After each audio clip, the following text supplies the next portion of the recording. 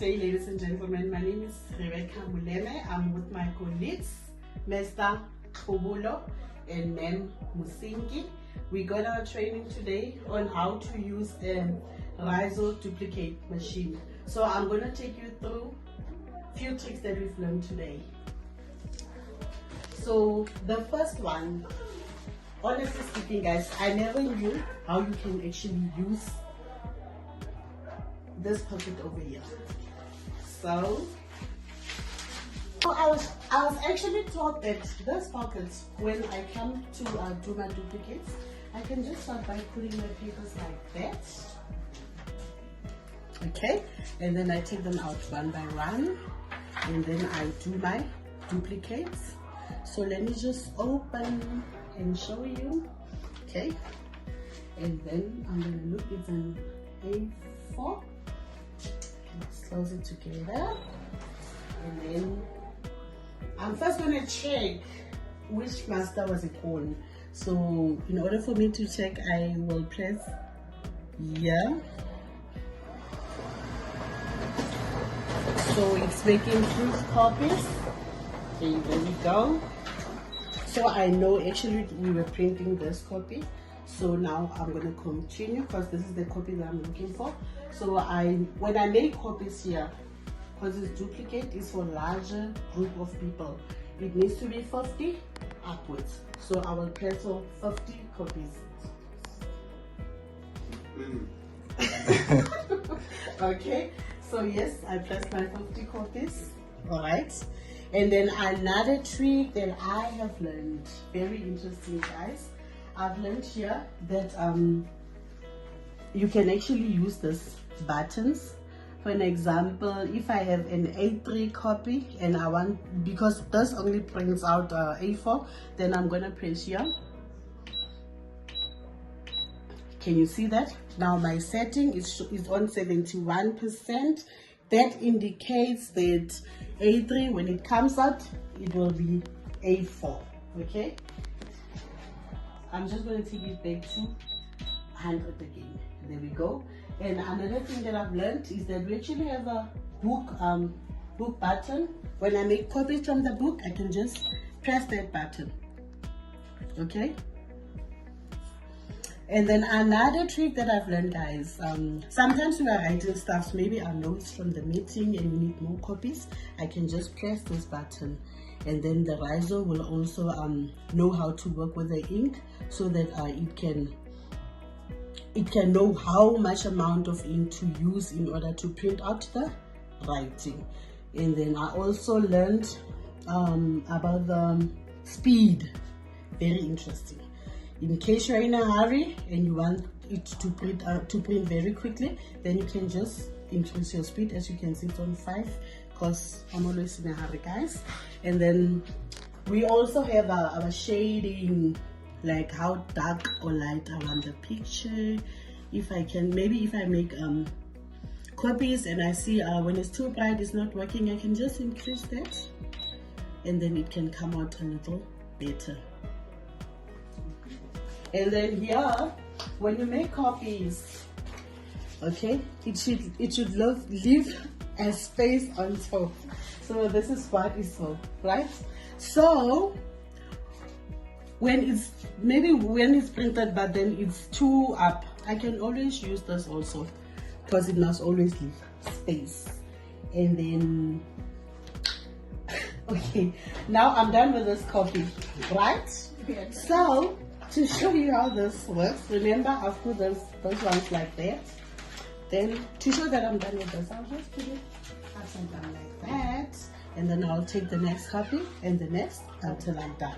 And then over to this side, you must also know that okay, we have this handles. I forgot to do it. Okay, so to make sure that the papers doesn't move around, you must also make sure that you put this accordingly so it's open, because I've lifted the handles. I'll just close it like that and then close it off so that it doesn't run around. Okay, you saw that. Now over to the other side.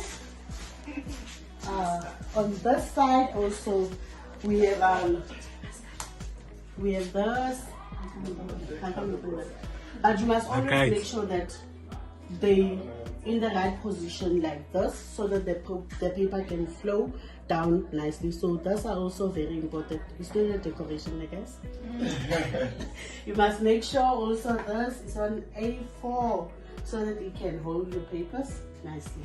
That's what I learned. Thank you. It runs at 160 pages at maximum speed. The ink gives you about 20,000 impressions on 5% coverage, and then the master gives you about 2,500 sheets. Okay, right. So the way you save money on this device is that 40 or 50 copies and above. Yeah? How so much? that 40 or 50. 40 going upwards. Yeah? So that you save on the master and you use more ink. Right. Okay. So this is the cheapest form of printing. Okay. It uses two things. Okay. I'm taking this out because I'm going to put this on. It uses two things. It uses a master, right, that comes here in the master section, and it uses the ink, which comes by the drum. Right. Okay. So, right. First things first. Anything that's blue tape here, please remove it. Right? Even you like to open new things. Even me, I like to open new things. Should I pause? Don't pause. Take a video of us. There you go.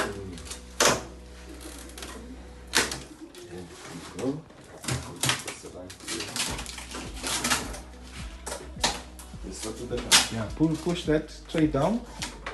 Yes. There's some packaging material there. And lift those up. Yeah. Once you've removed all the glue on that side there, you push the tray down. There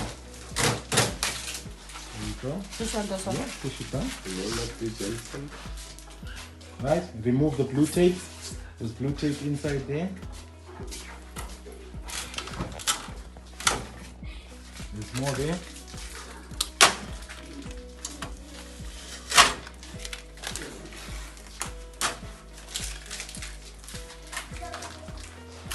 Right.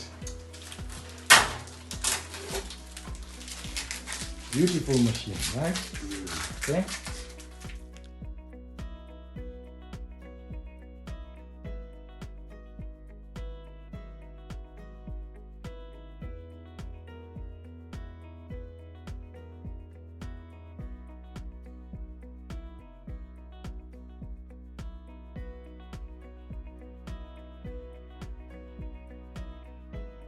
Right? There's a few things that you must check here, right? Number one is the white roller, this white roller. Right? This white roller here is for making sure that the paper is coming in to the machine and going in flat to approach the drum. In the middle of that white roller, there's a sensor. There's two sensors, one facing up, one facing down. Right? Sometimes it gets so full of paper fluff there that it says that there's a sheet of paper to cause a paper jam. Take a paintbrush and you brush in between there. In extenuating circumstances, I will say to you, I will guide you through it, and I'll say, take out the white roller, take out the sensor, clean it, and put it back. Yeah? But you'll be under our guidance. Okay. There's a pressure roller inside here. See that spinning one there? Yeah. The pressure roller is the one that, like the transfer roller in the HP, it pushes the paper up onto the drum so that it collects the correct information. Here there's no heat. It's a mechanical and pneumatic system, right? So when it goes past here, obviously it will have ink, isn't it? So for it to come off the drum and enter the exit section, there's this yellow guy here, this yellow finger here. His responsibility is when the paper is traveling and the drum is turning, right? When it gets to this position here, the finger blows it off the drum. And then there's a vacuum here. There's two fans here. And there's one fan on the top. And those fans there, the ones at the bottom will pull it in, and the one at the top will keep it down and out of the machine. Right? When it gets out, it's not in on position, you see? Now it's in on position, right? When it gets here, there's elevators here. 1, 2. If you're doing a lot of double-sided copies, right, there will be ink residue here. that can disturb your copies sometimes if the ink is still wet. So when you're cleaning your machine, make sure you clean these elevators here. So they make sure that when the paper comes out of the machine, it's going up and then down. You understand? It's not going straight. If it's going straight, it will make paper chips. Right? Okay? Okay. Right?